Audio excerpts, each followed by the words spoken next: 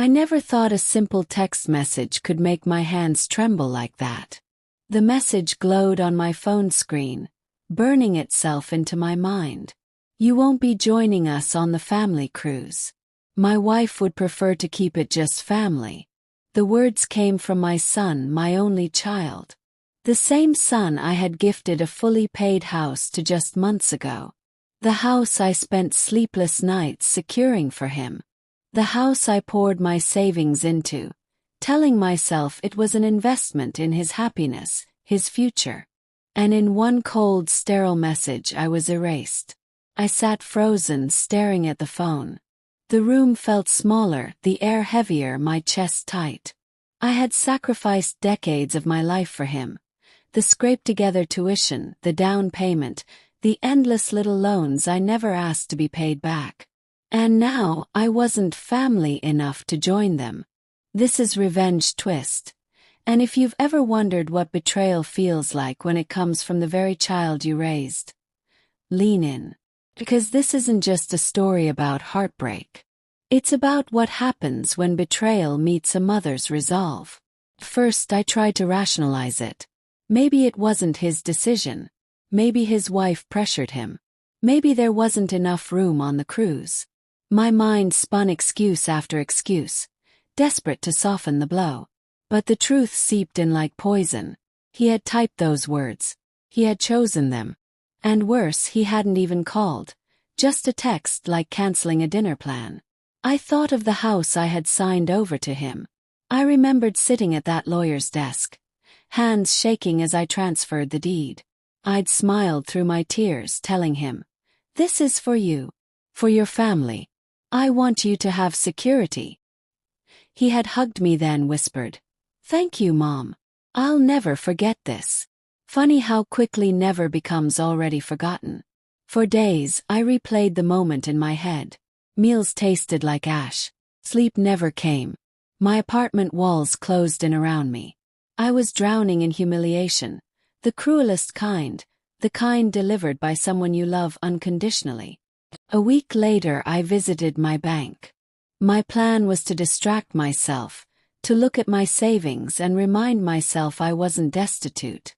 But when the teller pulled up my account, her polite smile faltered. She leaned in, whispering, "Mrs. Carter, did you authorize these transfers?" Transfers. My heart sank. There were 3 large withdrawals in the past month, each sent to an account I didn't recognize. Thousands of dollars gone. My stomach twisted. Had my account been hacked? I asked for the receiving name. When she printed it out, I nearly collapsed. The money had gone to an account in my daughter-in-law's name. I left the bank in a haze, clutching the papers like evidence from a crime scene. That's when the pieces began to connect. Her sudden new designer handbags, the way she avoided me when I came by, and my son's constant refrain, "Mom, just trust us." Trust. I wasn't going to rush into accusations. I needed proof. And I needed someone who knew how to get it. That's when my best friend, Martha, recommended a private investigator she knew through her brother. The PI, a sharp-eyed woman named Dana, agreed to dig quietly. Within 2 weeks, she handed me a file that made my knees buckle. My daughter-in-law had been siphoning money not just from me, but from joint accounts she held with my son. Luxury purchases, secret credit cards, even a shady investment in her cousin's failing business. My son, he seemed oblivious. But Dana wasn't done. She discovered something worse. A new power of attorney document, forged with my shaky signature. It gave my son partial control of my financial assets.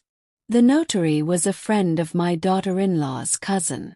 I stared at the copies, bile rising in my throat. My son, my own child, had stood by while his wife forged documents to strip me of control. Grief morphed into something colder. Harper. Revenge wasn't just a desire now. It was survival. I contacted a lawyer, a calm, unflinching man named Dalton. He listened to everything, flipping through the PI's file with measured interest. Finally, he looked up at me and said, "Mrs. Carter, you have enough here to dismantle their little empire piece by piece. If you're ready, I can make sure justice is served." Was I ready? I thought of the house, text, the cruise, the betrayal etched in every corner of my heart. I was ready. Dalton worked methodically. First, he filed motions to freeze suspicious accounts under investigation for fraud. Then, he drafted papers to revoke the forged power of attorney. Finally, he prepared a counterclaim to regain control of the house, since the transfer had been coerced under undue influence. We moved quietly like hunters in the dark. My son and his wife went on their cruise, blissfully unaware that the walls were already closing in. By the time they docked, the trap was set. It was a bright Saturday when they returned. I waited at the house I had given them, my house, with Dalton and the PI by my side. They pulled into the driveway, tan from sun, dragging expensive luggage. My son's face lit with confusion when he saw me. "Mom, what are you doing here?" I held up the thick folder of documents. "I'm here to take back what's mine." His wife sneered. "You gave us this house. It's ours now." Dalton stepped forward, calm as ice. "Actually, no. The deed transfer is being revoked pending fraud investigation. And these bank transfers, they'll be part of a criminal inquiry. You might want to get a lawyer." Her face drained of color.